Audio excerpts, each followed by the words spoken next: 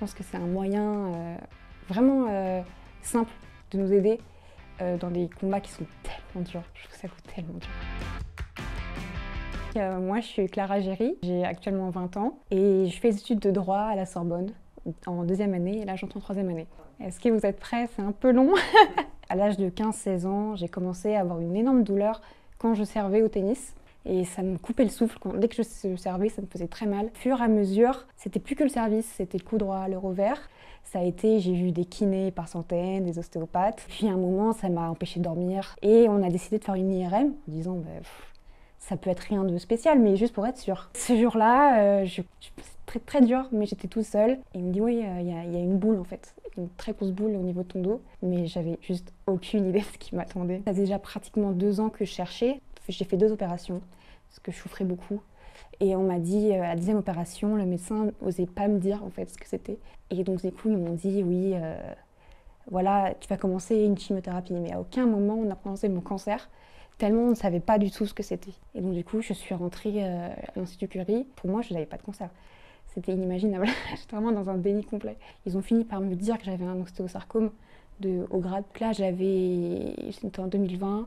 J'ai pas pu passer mon bac, mais bon, Covid fait qu'au final, c'était pas si grave que ça. A commencé des séances de chimio assez intenses. Ouais, j'étais totalement hors sol, quoi. Enfin, j'étais plus consciente, c'était plus mon corps, en fait. Je pense juillet, on m'a dit que la chimiothérapie ne fonctionnait pas. Donc du coup, j'ai commencé à avoir vraiment très peur. Je me suis dit, là, j'ai tout donné, si la chimio ne marche pas, j'ai quand même fait 2 opérations, je sais pas ce que faire de plus. Et là, je me suis rendu compte que ça pouvait être bien plus grave que ce que l'on pensait. Et on a tenté le tout pour le tout en faisant une opération où on m'a enlevé les 3 vertèbres qui étaient touchées par l'ostéosarcome qui avait continué à grossir, évidemment. On m'a informé plusieurs fois qu'il y avait de grandes chances que je ne remarche plus après. Que je suis entrée dans la salle d'opération et je me suis mise à pleurer parce que je me suis dit, je vais peut-être plus jamais retrouver mes jambes. Et l'opération a, par quel miracle, réussi. Donc j'ai actuellement plus de 3 vertèbres. On s'est dit, il faut quand même continuer la chimiothérapie pour être sûr d'avoir éliminé toutes les cellules cancéreuses. J'ai recommencé même pas 2 semaines après l'opération. Je pouvais quasiment plus marcher, j'avais tellement mal au dos. Même le dire actuellement que je suis guérie, c'est toujours compliqué parce que j'ai eu beaucoup de complications après. J'ai eu des infections pulmonaires, j'ai eu Covid, j'ai eu une méningite. En fait, j'ai toujours été très faible. Après la chimio, ça m'a totalement détruite.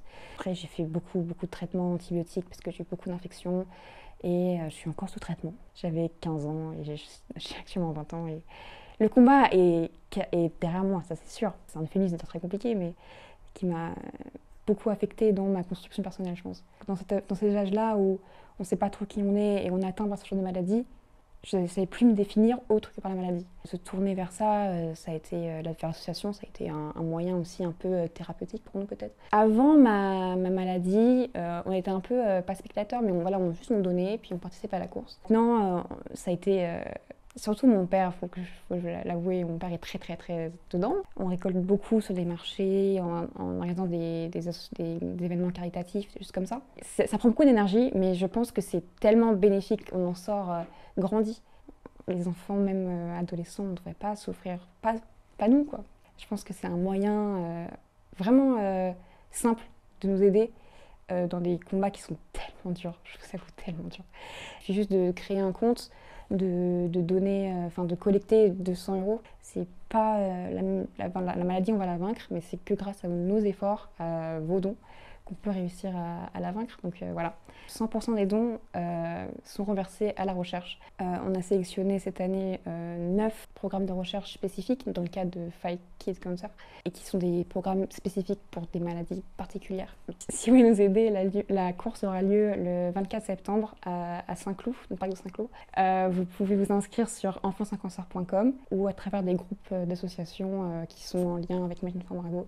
Et vous pouvez participer aussi soit au parc de Saint-Cloud, soit en connecté, où vous voulez. Donner, c'est tellement important pour nous, pour les enfants. Et je vous remercie pour tout. Go, fight, win!